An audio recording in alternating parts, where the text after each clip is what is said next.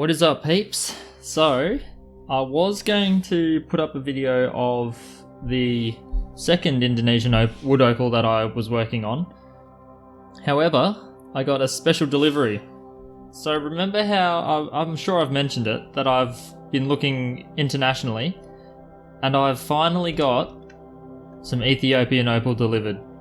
I was semi-sure that this wasn't going to be a great parcel, but you know what? It actually rocked up, and that's more than what I was hoping for a week ago.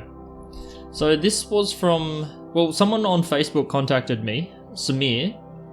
His father actually owns the Etsy shop, and I bought this off their Etsy shop. I ordered three stones. I might do a quick flash of all three in the video now. I took photos of the listings and everything when I ordered them so we could do a direct comparison if they come out looking real weird. But yeah, interesting packaging. Just your standard postage bag over the top of it, but wrapped up in some newspaper. I've already pre-cut everything so we can get straight into it. So, 3 stones. Let's look at them in order of size, I guess. So this is a fairly big boy. I'm noticing straight away that, look at that, our good old friend. If we can get some good focus. That is not water, that is oil. So similar to the Indonesian opal,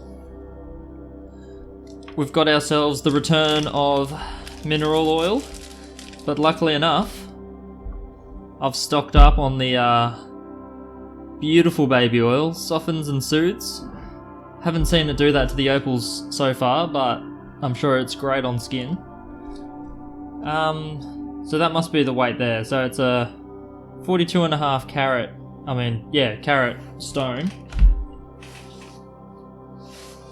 Trying to work out what the best lighting is on this, but we'll zoom in. It's got some great colour in it. You should be able to tell which opal this was from the 3 that I flashed up earlier. So pretty much hidden on both sides. I'm seeing that the colour does go right through to the edge here and over here. Can't see much past this real dark stuff. But you know, that looks like it's got some deep reds in it, but on the surface a lot of green and blue. It's nice that it's got this nice little window carved out the side. So that is a pretty good stone.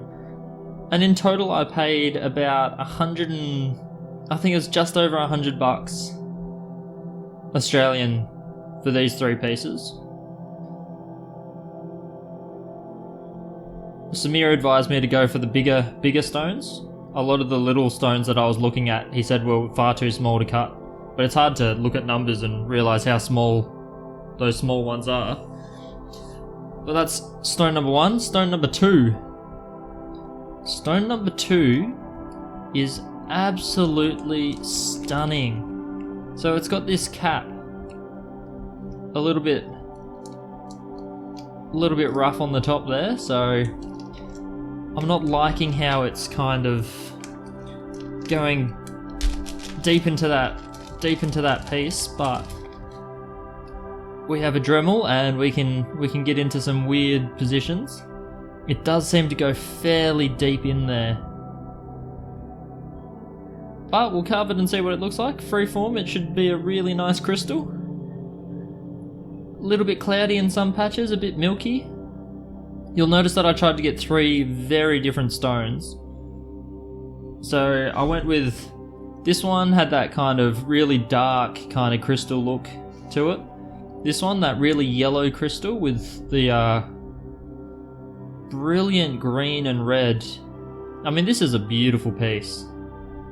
And it's meant to be about 23 carats. And yeah, I mean, I could look at this for ages. I don't even want to really attack it with the Dremel or anything. This looks amazing the way it is, but I reckon I can smoothen it out and shape it a bit nicer. And I'm not a collector of pieces, I'm a learner. I want to attack these and see what it's like, so we'll see how that goes, but that's a beautiful piece. I hope I don't stuff that one up. And then the third and final piece, a small one, so a bit under 5 carats.